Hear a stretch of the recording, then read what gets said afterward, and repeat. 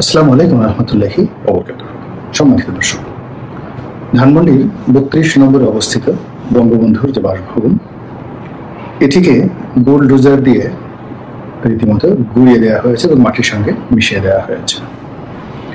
এবং এই যে ধ্বংসযজ্ঞ, এটিকে রীতিমতো উৎসবে পরিণত করার জন্য হাজার হাজার মানুষ সেখানে উপস্থিত ছিল। বঙ্গবন্ধু বিরোধী, শেখ হাসিনা বিরোধী, আওয়ামী লীগের যে শাসনামল, সেই শাসনামল দ্বারা নিষ্পেষিত এবং শেখ হাসিনার এবং তার পরিবারের ১৪ গোষ্ঠী উদ্ধার করেছেন। আবার ওখানে যারা উপস্থিত, তারা কেউ কেউ সেখানে গণ টয়লেট বানানোর কথা বলেছেন, কেউ মসজিদের কথা বলেছেন, কেউ আবার জুলাই আগস্ট বিপ্লবের যে শহীদান, তাদের বাসভবন নির্মাণের কথা বলেছেন। তো এই পর্বটি এখানে শেষ হয়ে গেছে। তারপর দ্বিতীয় যে অংশটি ঘটেছে সেটি হলো শেখ হাসিনার স্বামীর যে ভবন বা বাসভবন ধানমন্ডিতে, সুধা সদন নামে যেটি পরিচিত, সেখানে আগুন লাগানো হয়েছে। সেখানে ধ্বংসযজ্ঞ। তারপর আব্দুল রফ সেনিয়াবাস সাহেবের যে পারিবারিক বাসভবন, যেটি আবুল হাসনাত আবদুল্লাহ এবং তার ছেলে সাবেক মেয়র সাদিক আবদুল্লাহ থাকতেন, সেখানে বুলডোজার বা ভেকু লাগিয়ে সেটিকে ভেঙে চুরমার করে দেওয়া হয়েছে।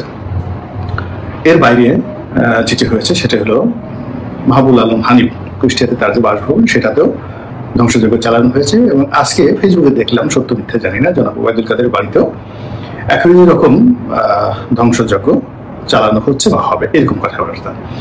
এরপর এই যে যা কিছু হয়েছে, এটা নিয়ে মানুষের মধ্যে যারা এই কর্মকাণ্ড করেছে তাদের মধ্যে একটা ঈদের উৎসব বা আমেজ কাজ করছে এবং তাদের সাহস এবং শক্তি অতীতের যে কোনো সময়ের চাইতে এখন তুঙ্গে। এবং তারা তাদের এই কাজের সফলতা তারা বাংলাদেশের আনাচে কানাচে ছড়িয়ে দিতে চায়। ফলে আওয়ামী লীগের যে সকল দোসর রয়েছেন, যারা গত 15টি বছর ধরে মানুষের বিরক্তি, মানুষের অশ্রদ্ধা এবং মানুষের বদদোয়ার উপলক্ষ ছিলেন, সে সকল মন্ত্রী, এমপি, আমলা কামলা টার্গেট করে করে তাদের বাড়ি ঘর আক্রমণ চালানো হবে বা হওয়া উচিত, এই ধরনের প্রচার এবং প্রোপাগান্ডা চলছে। তো ধরুন, সে অর্থে যদি বাংলাদেশের 300 জন সংসদ সদস্য যারা আছেন তাদের বাড়ি ঘর, যে সকল সচিব ছিলেন, আইজি ছিলেন, তারপরে সেনাবাহিনীর যে সকল কর্মকর্তা ছিলেন, বিশেষ করে যারা ডিজিএফআই কর্মকর্তা ছিলেন, এনএসআই কর্তা ছিলেন, পুলিশের বিশেষ বিভাগের কর্মকর্তা ছিলেন, যেমন হারুন, বিপ্লব কিংবা হাবিব অথবা বেনজির, তো তাদের বাড়ি ঘরকে টার্গেট করে যদি আগামী 1 সপ্তাহের মধ্যে এইভাবে আক্রমণ চলে, এটাকে আপনি কি বলবেন? দ্বিতীয়ত, সেই যে বঙ্গবন্ধুর বাসভবন ৩২ নম্বরে যারা ধ্বংসযজ্ঞ চালিয়েছেন, তাদের একটা সুবিধা ছিল যে তাদের পরবর্তী টার্গেট হলো টুঙ্গিপাড়া। তারা ঢাকা থেকে সদর বলে টুঙ্গিপাড়া যাবেন এবং টুঙ্গিপাড়াতে গিয়ে বঙ্গবন্ধুর যে বাসভবন সেটি ভাঙচুর করবেন। এখন পর্যন্ত তার মাজার বা তার যে কবরস্থান, এটি ধ্বংস করার কথা বলা হয়নি। তবে ওখানে দুটো বাড়ি রয়েছে, একটা হলো বঙ্গবন্ধুর পৈতৃক বাড়ি, আর তার পাশেই শেখ হাসিনা তার বসবাসের জন্য একটি নতুন বাড়ি নির্মাণ করেছেন, সেই বলতে পারবো না। তো এই যে টুঙ্গিপাড়াতে যদি ভাঙচুর হয় এবং ঢাকা থেকে যদি হাজার হাজার মানুষ বাস ট্রাক ভরে সেখানে যায়, তো সেই পরিস্থিতি আগামীতে কিভাবে সামাল দেওয়া হবে সেটি নিয়ে হয়তো আইন শৃঙ্খলা রক্ষাকারী বাহিনী তারা চিন্তা ভাবনা করবেন। এখানে আমি আমার আলোচনাকে দুটো অংশে আমি বিভক্ত করতে চাই। প্রথম অংশ হলো যে আজকের এই যে ঘটনাটা, এই ঘটনাটা কেন ঘটলো।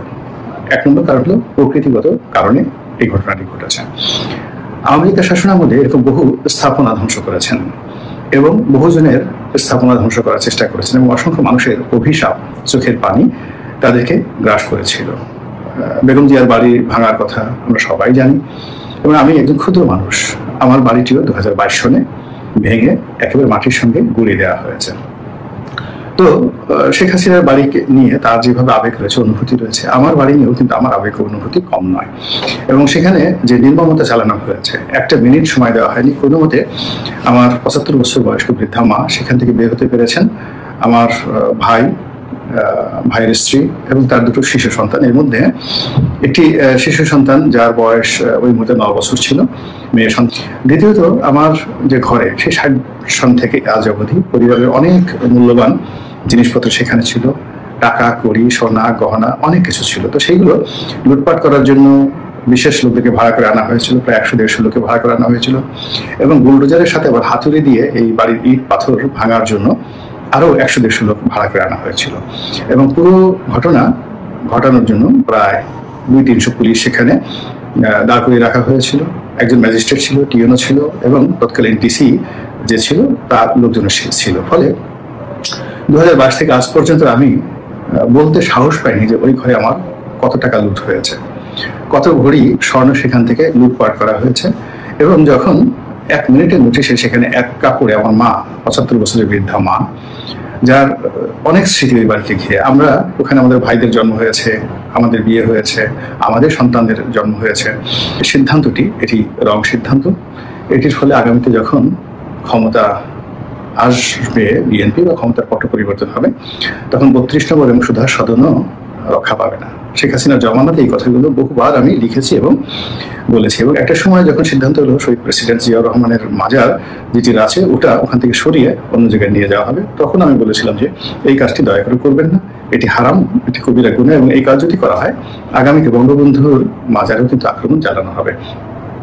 শত শত কোটি টাকার জাতীয় সম্পত্তি যেভাবে ধ্বংস হচ্ছে, তার সঙ্গে সঙ্গে মানুষের মন এবং মননে যে বিষক্রিয়া তৈরি হচ্ছে এবং জিঘাংসা, প্রতিহিংসা যেভাবে তৈরি হচ্ছে, তাতে করে আমাদের সমাজ আগামী কম করে হলে 25 থেকে 30 বছর এই জিঘাংসার যে ফল বা বিষ, এটি আমাদের সমাজকে বহন করতে হবে। এবং এখন যারা এই কাজগুলো করছেন যেভাবে আওয়ামী লীগ অতীতে এই কাজগুলো করেছেন, আর এখন যারা এই কাজগুলো করছেন, তারা আগামী দিনগুলোতে খুব সুখে থাকবেন, শান্তিতে থাকবেন। ইতিহাস কথা বলে না। এর কারণ হলো সবসময় ঘুরে ফিরে একই জিনিস প্রতিটি। তাহলে সেখানে হয়তো একটা দেখা বলে আল্লাহ রাসূল যেভাবে মক্কা বিজয়ের পর একটা ইতিহাস রচনা করেছিলেন, ওরকম একটা ইতিহাস রচিত হতে পারে। কিন্তু যদি ক্ষমা করে দেয়া না হয়, তাহলে মানব সমাজে যে বিশৃঙ্খলা আগামী দিনগুলোতে অক্টোপাসের মতো আঁকড়ে ধরবে, যা কিনা আমাদের এই জাতিটিকে বহুলাংশে পিছিয়ে দেবে। ফলে এটি আগামী দিনের জন্য একটি ব্যাড সিগন্যাল। দ্বিতীয় যে বিষয়টি রয়ে গেছে সেটি হলো মন্দ কাজ। এটি অনেকটা ভাইরাসের মতো, ব্যাকটেরিয়ার মতো, এটা শুধু বাড়তেই থাকে। ভালো কাজ কিন্তু সাধারণত ওভাবে বাড়ে না, কিন্তু মন্দ কাজ এটি বাড়ায়নি। এবং ওটার সূত্র ধরে বিএনপির অন্য কোনো নেতাদের বাড়িতে কিন্তু আক্রমণ চালানো হয়নি। এবার বিএনপির লোকজনও কিন্তু আওয়ামী লীগের নেতাকর্মীদের বাড়ি ঘরে আক্রমণ চালায়নি। তো এই যে বর্তমান জমানাতে যারা রাষ্ট্র চালাচ্ছেন, তারা যদি মনে করেন যে গণরায়কে মেনে নিয়ে তাদের বঙ্গভবনকে গুড়িয়ে দিতে হবে, তারপরে গণভবনকে গুড়িয়ে দিতে হবে, 32 নম্বরকে গুড়িয়ে দিতে হবে, রাষ্ট্রীয় বুলডোজার